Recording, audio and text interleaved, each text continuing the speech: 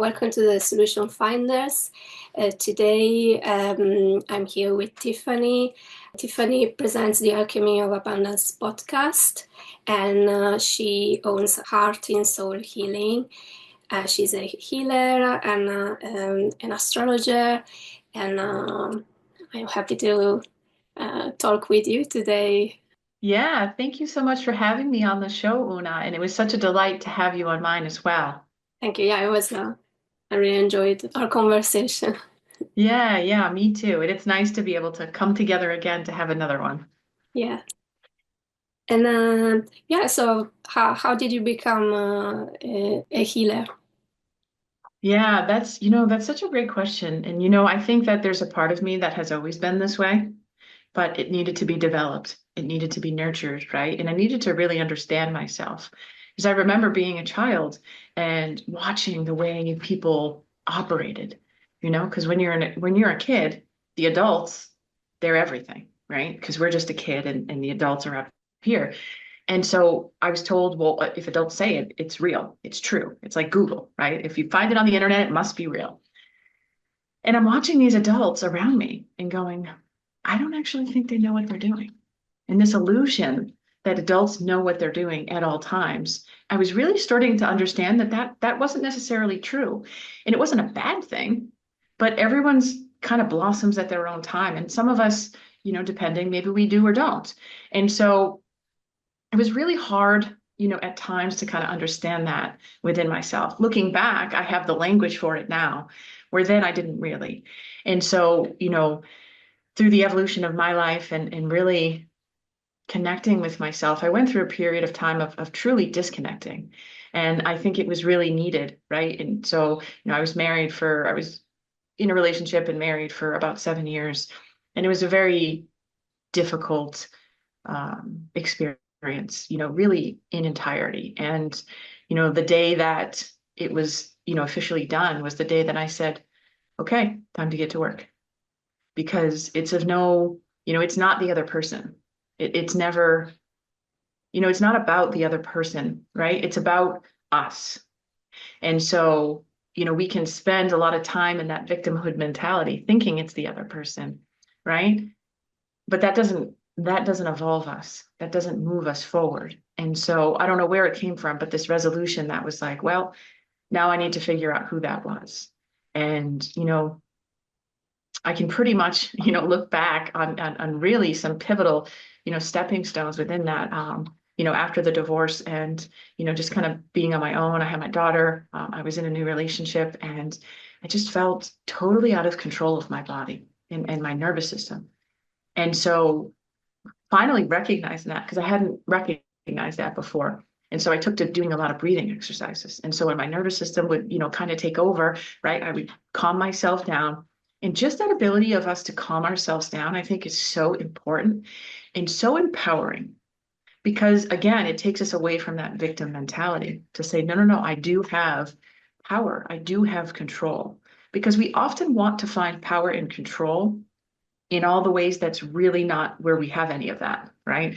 So we try to control our children, we try to control the nature, we try to control our spouses, the people driving, right? But none of that we can actually control. It's only this inside experience that we have that control over. And so really, evolving that inwards. And through the last 6.5 years, really, from the breathing, and then I got into nutrition because I just wanted to learn more. I want to help people. And nutrition led me to breathing, like formally breathing and learning, how to help others and guide others to breathing, which was really a lot of fun to learn too. But it wasn't really moving me as much as I had wanted, I suppose, is kind of that, And so year and a half, maybe 2 years ago, a kid that I went to high school with posted something about learning how to clear your own energy. And I was like, well, that's weird. Because if you told me he was going to teach me something when I was 15 or 16, I would have probably laughed, right?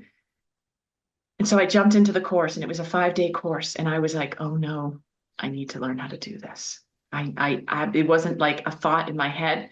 And after the course, there was a master class for it. So I just jumped in. I mean, I had notebooks and notebooks of notes, and I worked this energy healing on myself. And so that's how I know it works, because I just became so devoted to healing all of these wounds and traumas within myself, right? And learning about ancestral trauma, learning about past life karma and the trauma that, follows us throughout our lives, and learning about this current life and what traumas mean, and also what it means when we kind of release them. And so that was really, such a huge step in my journey, because I was able to work that on myself. And that was really, really powerful, because I could see it transforming. People could see me transforming around them, which is also really, I think, important, right? My daughter and things like that. And, then after that, there was another course for astrology. And I was like, wow, I couldn't tell you why I was drawn to it. I even, my teacher, Lotus, I was like, Lotus, I'm messaging her because she also did the energy clearing with us. And I was like, I'm a yes, and I don't know why, but I know that I'm a yes. And so I went through, learning about sidereal astrology, which astrology is, there's so much to it. And nobody ever masters it. I really don't believe, because it's all perception and opinion. And you can look at your chart today, and then in a week, you can look at it and see something completely different. And I remember my teacher telling me that. And I was like, well, that's weird. It's standard, right? Here's your birth chart. It doesn't move, but we do. And so we're constantly picking up different harmonies, synergies, right? Or areas with which to work on. And so, through numerology, through human design, through astrology, right? There's so many ways for us to come back home and really learn about ourselves. It's really an invitation. It doesn't necessarily mean that this is who we are. This wheel is who I am, because we have free will and we have influence. But it really helps us to see ourselves. And also, what I found is it gave a certain amount of permission that I didn't know I needed upon learning my birth chart. And so it's something that I'm constantly, maybe not constantly, but it's always in my mind, right? Astrology and the bigger pictures of it. And, I'll see people and I'll try to guess their birth signs based on how they're showing up. And, it's really a lot of fun. But astrology, energy healing, they're all ways, again, for us to kind of connect deeper within ourselves. And I think that they're so important. It doesn't mean that astrology has to be it for you, or energy healing has to be it for you. But trust that in this world that we live in, there's lots of ways to heal. There's lots of ways for us to become more empowered inside. It's just a matter of finding it, really. Yeah, astrology for me, it's something that like I always kind of believed, but like I was reading the horoscope, and then I was believing a lot of things I was told. For example, they were saying, um, "You are stubborn because you're a Capricorn," Yeah. and but then I thought, but I can't change. Like I don't like to be defined by that, and what if, and do you think that all Capricorns are stubborn? I don't think that's true. Like, um, it's like a label you're given in a sense. I think that kind of thing doesn't really help. But I think like we do kind of decide when we are born, and like probably all the astrology of where you're born and which day and how the sky was that day. It influences kind of like our soul decides it. I don't know. Yeah, it is. I mean, if I know that, we come into this, this human experience already kind of learning and knowing our journey. And so these are the ways that can help us connect back to it, because, our subconscious mind has all the information, but we don't have access to it. So, but there are ways that we can influence that, right? And you're so right. Like, let's go back to Capricorn for a second and saying that they're stubborn. Every one of the signs has higher vibrating frequencies Okay. versus the lower vibrating frequencies, right?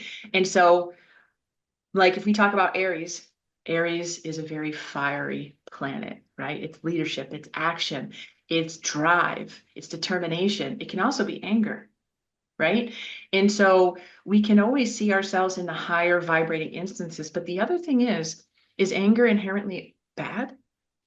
No. Sometimes we need it. Is being stubborn a bad thing? No. Sometimes we need to be stubborn, right? Sometimes we need to put our feet in the sand and say, absolutely not, right? And that's okay. I mean, Tauruses, they're the bulls. I mean, they're known for being stubborn. Does it make it, bad? No, it just makes it an energy that we can work with. And how can we use some of these lower vibrating energies? And here's the thing, are they lower vibrating, or is it just our understanding of the word that becomes lower vibrating, right? Where now we can say, yeah, I'm a Capricorn. I'm stubborn as heck when I need to be, when it's in my highest and best interest to be so. And that's just what it is, right? Yeah. And so we can always see it, there's always like that, the two sides. It's always having that compassion for ourselves too, to say, well, this doesn't always define me, or like being stubborn isn't, you're not going to say, hi, I'm Una, I'm stubborn, right? But I can be, and I think that that's also really helpful for us because, upon learning astrology, it's like, wait, so this is what I am? No, no, no, it's not what you are, right? But they help to influence. So how do you use them for your advantage? How do you use them in this life that helps to bring you up, lift you up, and not, push you down, so to speak?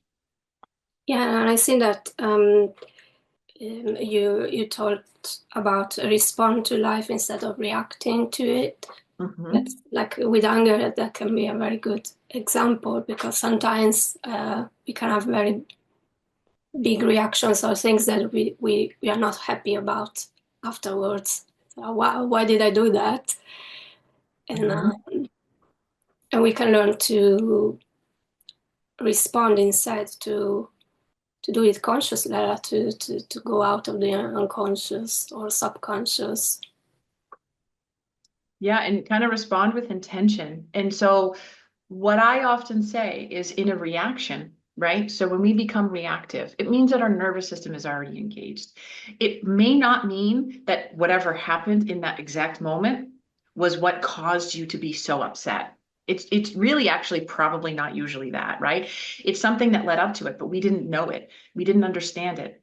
Something bumps up against one of our traumas, and our body already starts to feel unsafe. And then your kid, spills the milk and you lose it, right? Was it really about the milk? No. But here's what we get to do is we get to be curious, right? And say to yourself, huh, Tiffany, what happened there? Right? Why did I react that way? Oh, it was because of this. Okay. And have that compassion within yourself to say, okay, I reacted. I have information now. And that's really what emotions are too. They're information. We label anger as bad because we've seen it as bad, right? Because a lot of people won't hold anger as a good feeling or a good emotion. They'll say it's dangerous, right? Is it, or is it information? And so if we can just see our emotions and witness them traveling through, they dissipate. It's when we hold on to them as if they are ours, right? I'm angry. You're feeling angry. You are not anger, and really learn how to work with these emotions. I think so often we're trying to push them aside or not recognize them, is what they are. But if we keep pushing them aside, our nervous system keeps going, no, no, no, I'm going to make you pay attention to this. But we don't always get to choose how it comes out, right? And then so there you are with your children, having a bit of a tantrum, probably feeling shameful after because of the way you acted, right? And then do we apologize? Do we not apologize? And so it just becomes, this kind of wheel, right? And it doesn't help us, you know? And so there's a certain amount of humility and grace for ourselves that we need too. And so, for me, it is about apologizing to whomever, especially the children, because we need to show them, going back to my point, that adults are not perfect, right? That we're going along this life and we don't really know either. And sometimes I tell my daughter that. She's like, Mama, what do I do? I'm like, actually, I don't really know, but we can work on it together because I don't want her to think that I know everything because I certainly do not. or what I say is the thing. It's not, you know? And so that we can all kind of learn within ourselves. It's really an invitation, again, to kind of come back home and say, okay, what emotions are serving me and what are not? And how can I witness the ones that aren't serving me and use them in a way that they can serve me? Because no emotion is bad. It's just a label we've given to it. Yeah. And for me, what came to mind was that, like, I kind of think like when we are born, we are like an alien coming to this earth, and then we have to learn everything. We don't know Hmm. nothing. And so what I learned, for example, I learned how to be a parent from my mom, and so what happened? I had a reaction a couple of times of spanking my children like she used to do with me, and it was really a reaction. I was like shocked afterwards. I was like, oh my God, I just spanked my child, and I with my conscious mind, I don't want to do that. I decided when I become a parent, I will not spank my children. But the program was there, and it was like me learning, okay, I am a parent. Here on earth, parents do that because my parent is doing that. And then I did it, and I was super shocked. And then I became curious about it, and I said, okay, there was a feeling of anger coming out. Okay, and I'm trying to have a pause and not act straight away like I did the last time. So I'm getting angry, but staying away from the child. And then actually, I stopped eventually, and to have that drive by, it was really like, I don't know, being hypnotized or being like guided by something else, not like by not being myself anymore. And and a nice thing that happened after that, because my child wanted to hit me because he was copying me. He would say, okay, she hits me, I hit her. And then when he wanted to, and he was very small, he was like 4 years old, I don't know. And when he tried to do that, I changed, and I stepped away. I went one step away from him, to show that there's boundaries with, and I don't want you to do that with me, and I'm not going to do that with you. Um, but yeah, there was an evolution. There was different steps, and it was Mm. lots of awareness. Yeah, I love how you said love also has boundaries. And that's so important, but going back to what you had said to begin with, which was so vulnerable of you to share that. And I really appreciate that, because what happens, and what I was getting when you were saying that, is we go back to a childhood. Whenever our traumas are surfacing for us, we go back to that time. And so it's very likely that you went back to a time where you were being spanked. And when you say that you were hypnotized, I believe that, because this program takes over, and that is a reaction. A reaction is we don't necessarily have control in that moment, right?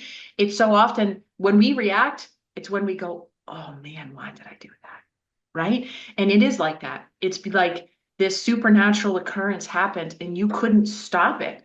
And I agree, you know, but when we can pause after to get curious, because we always have the answers inside, and you did that, and then you were able to say, okay. And the interesting thing too is we get to see, like, we show people how to treat us at all times, including our children. And so to your point, you showed him a behavior and he says, okay, that's what we do now. And then you're like, well, no, no, no, no, wait. And then you got to work that back and re-show him. And we do that constantly through our relationships. And it's really a beautiful thing, truly, when we have those moments, because then we get to do something about them. But if we don't have those moments where we don't have that, humility within ourselves and grace to say, oopsie, what happened? You know, Let me think about that. Let me meditate. Let me journal. Let me step inside of myself. Let me do some of this really hard work because I don't like what happened there. But that's the biggest key is we have to be open to not liking it with love, right? You can't say, "Oh, Tiffany, you're stupid, you're bad." That's not going to help. Hey, it's cool. You didn't know anything, but we know something different now, right? And like to your point, you're like, "Well, no, no, no, I'm not going to spank them." But you didn't experience a situation like that. And then you do, and you go, now I'm really not, because I understand it differently now, Mhm. you know? And it's so powerful, so powerful. Yeah, there's so much learning in being a parent. Like we were saying, it's like every time something happens, we go back to ourselves at that age, and if there was some trauma or something going on, it comes up, and it's like we are learning from our children, and then we are teaching them. At the beginning, we think we are just teaching them, but we are learning quite a lot from them. Yeah. And they show us the deepest parts of ourselves, you know? And so for me, it's so important to show up for my daughter in compassion, not only for her, but especially for myself. And so the other night, this was last week, I was making, generally I make lunch and dinner. I make dinner and then it's for lunch, right? We have leftovers. And so she wanted an omelet. She's never had an omelet before. So I was making her a little omelet, but I made some extra, for the lunch for the next day for my partner and I. And so I got to work. I made these, beautiful dinner, beautiful lunches, and we were kind of joking around in the kitchen and she elbowed my lunch and it went flying like all over the floor, everywhere, right? And she looked at me and I was like, what are you going to do? Guess I didn't need to have that lunch. And so we just cleaned it up, right?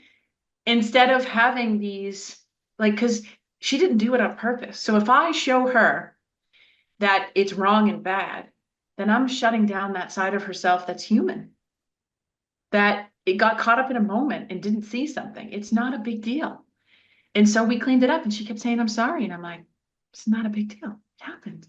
It's okay. I appreciate it, but it's okay. We're just going to move forward. And so I really do my best to show not only her, but other people that, like, yeah, it's no big deal. It's no big deal. Really, is it a big deal? No, it's not. We just move on. And so it's really powerful because so many of us, and I used to, believe me, prior to all the work that I've done, I wouldn't be able to do that, to really be okay with it. I mean, nothing inside of me even got even remotely startled or triggered. It's also in that moment where I was like, you're doing it. You are doing it. And finding that in myself and giving myself the biggest hug, being so proud of myself because what I think and want, I'm doing. And so often there's a conflict with that, right? It's like, well, I don't want to be this way with my children. Oh, but I am. That causes this conflict when what we think we want isn't what we're doing. And so to be able to do it, wow, that's really empowering. And it takes little steps, right? I didn't just start this journey yesterday and spend an hour on myself and say, okay, here I am. I'm all healed, right? I'm not healed. I'm healing, right? And it's been a journey. And it wasn't even just the last 6.5 years. It's been my entire life because it's all about these experiences. We don't have these experiences. We don't have these hard times in our life. Well, then how do we know what we want? How do we know, right? Being in a bad relationship shows us what we want in a relationship. Can we get there? That tends to be the different, the work that we need to do, right? But we have to have these lessons in life in order for us to say, no, this is what I want. And I know how to get there versus I want it. I have no idea how to get there. Yeah, little by little we find out. Right? Yeah, and yeah, it takes challenges and awareness, curiosity. For me personally, like something similar happened to what you said, and like congratulations on Thank you. changing your reactions, and yeah, I needed a lot of meditation to have to be aware of things, and I needed as well because I was so much in the lower say lower emotions. I was so much like in guilt, in shame, in Mm, anxiety, that I thought that was normal. That was like how it should be. And for example, if there was laughter, there was shame with the laughter mm, quite a lot. So when I discovered with the practices I did, meditation, when I discovered more and more love and joy, I said, oh, okay, I like that one more. And so if I feel anxiety, I say, okay, no, I want to go back to that joy up there of laughing like a child, like I'm not laughing at nobody, and there's no shame at all. It is just happiness. How beautiful is that? And it happened first when I did the psychic courses, and then with the meditation retreat. I was like, okay, okay, I'm up here in love and joy now. I want to stay here. right, right. And it is once you get there, right? And you really embody and feel into stillness, because that's what it is too, right? Love, these are all higher vibrating frequencies, but they also create stillness inside so that we can have the space for all the love and the joy and the laughter. And we need that, we really, really need that. To laugh like a kid again is such a powerful experience. And children laugh all the time. They laugh all the time. We get to too, you know? And it's really fun just to play with children because they will, I was actually at the park I took my daughter to the park after school last week because it was pretty warm out.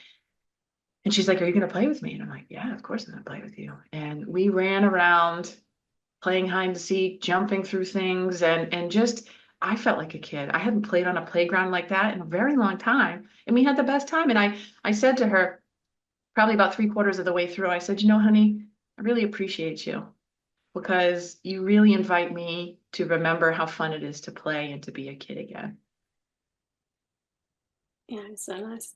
It's really like that's kind of the awakening. Like for me, it was with my kids, and really like tuning to the love and the joy by remembering the face of my son when actually even if he would be upset, I would take him up and twirl him around like like a turnaround, and he will just change like this. His face will go from upset to to kind of bliss. I don't know, straight away. And I was visualizing that face in my meditation to go into that emotion of joy because it's so easy for them to change, to Right. to go back Because to. they're not attached like we are. Mm, Right? Children are just feeling their emotions and they're coming through quickly. You go, "How are you so sad?" And now you're happy. Well, we can do that too because children aren't attached to the emotions. They're not like, I'm still going to be mad at you, mom. Right? They're just like, oh, now something's funny. Now I'm going to laugh. We program the children most of the time unintentional that this is bad. This feeling is bad. Right? We see it all the time. You see a kid in a grocery store having a tantrum, and I almost bet the parent is going to be really hard on that child. I see a kid having a tantrum in the grocery store, and I think, ooh, there's a need that's not met there because we are no different. We're just 30 years older, right? But we still have tantrums, and it's still a need that wasn't met, right? But we get fearful of children behaving that way. And so we kind of help to model, again, these this twist of emotions where we're like, no, this is bad. I can't feel bad, right? I mean, with boys, we see it all the time. You can't cry. Don't cry. You're a big boy. I don't like when people say that. It has nothing to do with being big or being a boy. They're emotions. yeah, Let them feel them. And in that is an invitation for us to feel them, just as it was as an invitation for you, right? You see your little boy and you just feel that joy, that the unconditional joy in his face, and you say, I want that, Yeah. right? I want that. Why wouldn't I want that? Yeah, and actually when I started to feel that, I I remember that I used to feel it as well as a child. And it was like gone. Wouldn't think about it before. So it was like, oh, okay, how often do you laugh? But it was something that, in a sense, spontaneously, I knew the things that would get me into a calm place. For example, making origami, Mm, and that was always in my life. Like I started to do art recently, but um, I learned how to do origami at 5, and then I was always fidgeting, and I would always, even like a napkin at the restaurant, I would do a little bit of origami. So that was a technique for me to calm my nervous system down. Another one was drawing, and then laughing as well, like watching stand-up comedy and stuff like that. mm. And that was, and it was social as well. I remember watching programs like that with my mom and laughing together. So that was a good thing as well, and good way to come out of all the anxiety and stuff. Right, to remember that joy. And I was just going to make a post about this last night, and I'll end up doing it today for sure. But I was talking to somebody yesterday, and they said, "Oh, wow, now I think I'm autistic." And I'm like, "What?" It's like, "Well, I have ADHD, I have OCD, I have depression, I have severe anxiety, I have something else, and now I think I'm autistic." And I was like, a lot of those sound like superpowers. And they said, "No, they're not. I need medicine." I said, "Okay, okay. I'm just gonna leave that here for you then. I'm planting a little seed and letting you know that I feel that they're superpowers. And if you ever want to explore that more, I'm happy to do so. Either way, I support you, right?" And it really influenced something inside of me. And I immediately went out and started writing. And it's like, listen, that's a box. You're putting yourself in a box. We don't need to be in a box. Our spirits don't want to be in a box. We may feel safe in our human body in a box, but we really don't. It's really more of an illusion than anything else. And so we are not anxiety. We are not depression. We are not ADHD. They may be what we feel at times. We are not that.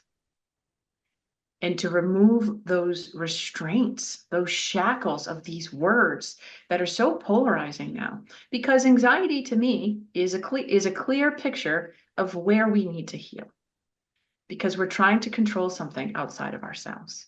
And it's okay. I've done it too. I still do it, right? But how can we work that back?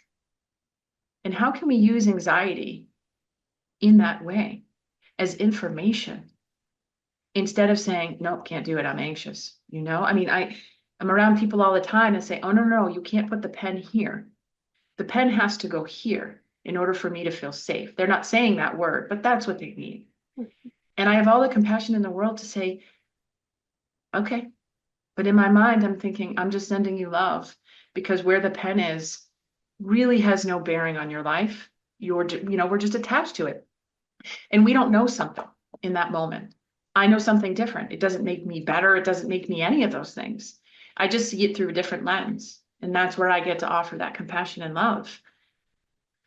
Because we need to take ourselves out of these boxes. And the more that we do, the more we feel our spirit. And that's so important, because everything around us, we really pay attention to it. And it takes us paying attention to it in order to shift it. But it is to take away our spirit from ourselves, to disconnect us, through all the medications, even being overweight is traumas. Yeah. There's traumas there. We're just expressing, we're all individually expressing them differently, whether it be through addiction, whether it be through food, whether it be through sex, whether it be through alcohol, right? We're expressing them differently. But what are they? Well, they're wounds and traumas. And we don't know how to heal. We don't know how to soothe. So we find other things. It's no accident that the TV, every time you turn on the TV to an adult program, someone is drinking alcohol. Someone is smoking cigarettes. Someone is drinking coffee, right? They're not mistakes. They're constantly programming us. Not that coffee is bad or, right? It's just if you start to really pay attention, and the children are being programmed by all of the media out there. And what it does is it tends to take us away from our spirit body. Yeah. And we become unattached to that. I mean, look at right now the presidential stuff going on. And everyone says, I'm in fear. And I say, don't be in fear, be in love. Fear doesn't do anything for us. Love can help change what's happening in the world. Yeah. And I get looked at like I'm crazy. That's okay. I'm still going to be the love because I don't have room for fear. But if we pay attention to everything else, we will be fearful. We will be fearful. Yeah, that really speaks to me because like I think I was addicted to TV. And Mm-hmm. as a child, I really like if my mom would turn off the TV, I would have a tantrum. And I was programmed, of course, by TV. And one of the things, like I traveled to the United States for the first time. Like now I'm in England, and I am from Italy. And I didn't go outside of Europe until just actually COVID, until Oh, 2020. So, and I had opportunities, but actually I had a fear of traveling, and I had a fear of going to the United States because I was watching all the programs where there were lots of guns and there was lots of violence, and so somewhere in my subconscious there was this, it's dangerous, don't go there. And so in the end I overcome it, and I did it, but I was even invited to a wedding, and I didn't go. And I had other excuses. Consciously, I had other excuses, but I think that that one subconsciously was there. Like, no, no, it's dangerous, dangerous place to go. I see in all those programs there, lots of drugs, and the Miami Vice, and it's like you're going to be dropped into the middle of one of the programs, right? yeah, Like that's what we think. the Charles Bronson movies where everybody was in Vietnam and they have big weapons in the Hmm. cupboard. But like, no, no, no, it's dangerous, don't go. But yeah, like, and that's the thing, like when you watch a movie and you fall asleep in front of the movie, Mm. that's straight to the subconscious. It really is. And it's auto-suggesting things for us. And then we don't even recognize it. We don't even recognize what's happening. And, my sister's having surgery today, and she, if it were me having the surgery, I would make sure that I had earplugs in for that exact reason, because people are talking around you and they're influencing your subconscious. If they're angry, you're going to wake up in that state and you won't even know why. And it will stay with you. If they're saying things unkind about you and your body, let's say, that's influencing your subconscious mind.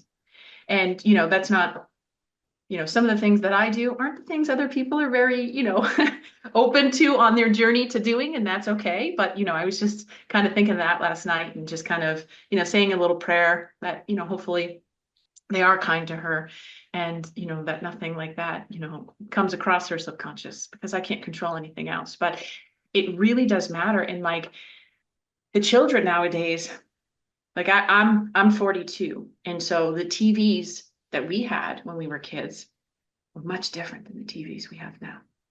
And you're putting tiny little brains in front of these big pictures, they're influencing them. They're not the same as we were influenced because they weren't as dynamic.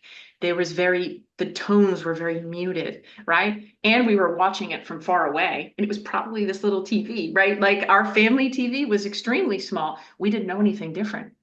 In hindsight, if I look back, I'm like, whoa, how did we even see it? But we did because that's all you had. You know what I mean? And now, even for us, if you go to bed watching something that large, it affects us. It really and truly does. And it doesn't mean that we can't have it. It just means let's be aware of it. Let's know what's happening, right? And that's okay. Yeah, then we can change it if you want to change it. With Psyche, I can help them, Mm, and some beliefs like that came from like some beliefs we can change them, and one was on like being intelligent, being clever. So like if we change that, really my son was a little bit like, I cannot do this kind of exercise. I said, oh, nothing wrong with you, you're super clever. Oh no, it's not true. We just did a balance on that, and he he's getting a maximum in his tests now. yeah. Sometimes we just need to shift that inner monologue, that inner voice that limits us. And it's so beautiful because I love to do this, right? We have these tools, and it's no accident that our children are born to us. We're here to help evolve them as well. And so, as much as, it's like, well, it could really program my daughter. The other side of that is, well, it's okay because I can help deprogram and be that guide, you know? And also, I like to talk about what we're watching and see what the messages are and feel, do you feel that's kind? Or, and I do it more in a good way so that we're not just focusing on the negative, you know?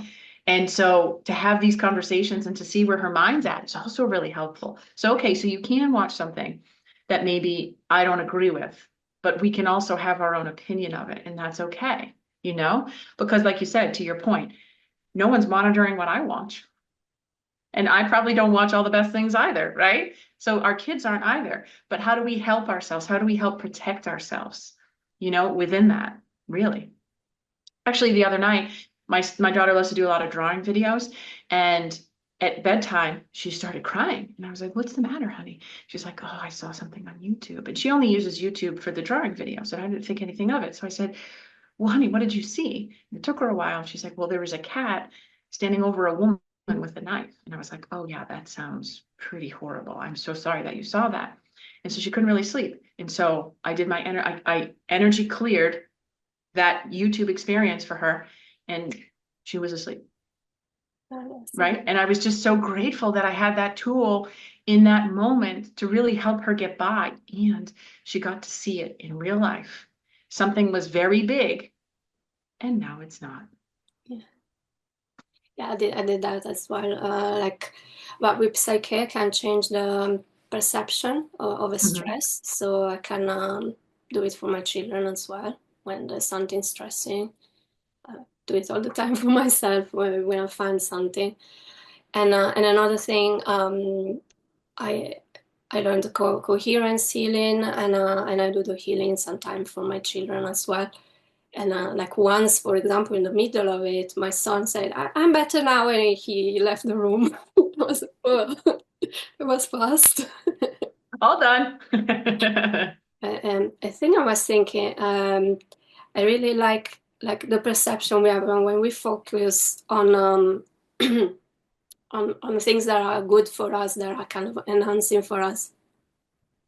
Like our life gets better if we don't focus on the things that makes us angry or sad, and uh, and it's kind of the same on social media or on YouTube. For example, if I watch only uplifting videos, if I go in the homepage, I that's all I see. Like that's what the Mm. algorithm shows me.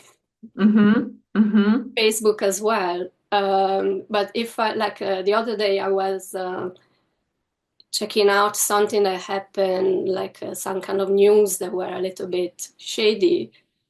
I watched two videos, and then all the homepage was about that. Yeah. or something similar. So it's really like it changes fast.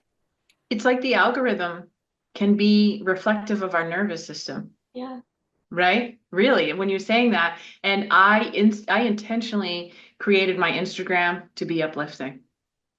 So that if I do scroll on it, that I'm not getting anything that doesn't necessarily serve. I mean, sure, here and there it'll pop up, but I quickly scroll past it and get to the next, the next Thich Nhat Hanh, little, image or whatever the case may be, to remember to influence, to help keep that love and compassion, constantly in my heart. Yeah, same for me. And actually, when I had my children, I went like to the dark night of the soul. I was like looking at all the conspiracy and some TV shows, and I was more anxious than normal. Like I really went there, and then I thought, okay, this is not good for me. I had to change it, and so in a sense, like all that addiction to TV is kind of gone because. Personally, I'm preferring doing a course or watching something I really want to watch. As normally, it's a lecture or a talk, a podcast, instead of watching a movie. Uh, because really, like a lot of the movies are the programs. That's all those programs. Even like a romantic movie is about the lack of love. Violent movies, I can't watch them anymore. War movies, no, no, no, thank you. What's Yeah. that? Yeah. I mean, we become really intentional with what we consume, right? In all assets, in all facets. I mean, we all, become more intentional. And it's really a beautiful thing to know, right? No, this doesn't make me feel good. I'm not going to watch it. Instead of going, I'm going to watch this. Oh, I don't know why I feel bad. Because you watched it, right? Well, thank you very much for allowing me to, speak to your audience, with so much love, because I really appreciate it. We all need to have storytelling and connections with people in order for us to also have that permission within ourselves to say, no, I want to do something different, you know? And so thank you for the show in which to do that. I really appreciate it. Thank you so much for this conversation, for our conversation in your podcast, and yeah, like I love it. This is like I'm just starting a podcast, and I love it so much to have this connection with. Yeah, really. Me too. Me too. And we never know what collaborations come from it. And so it's so important just to stay connected and to keep going because we all need each other. Yeah. Thank you so much, Tiffany. Thank you, Una. I really appreciate you. Have a great day. Yeah, you too. Thank you for watching or listening to the Solution Finders. Please like, subscribe, and share so we can inform and inspire more people. If you would like to donate to the podcast, the link is in the description below. All donations go towards paying for software, video editing, and production work.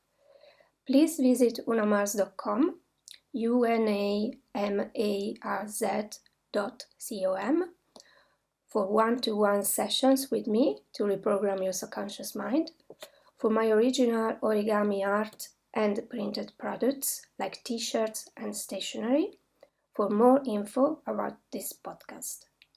If you've made it till this point, please add your favorite emoji in the comments. Have a wonderful day.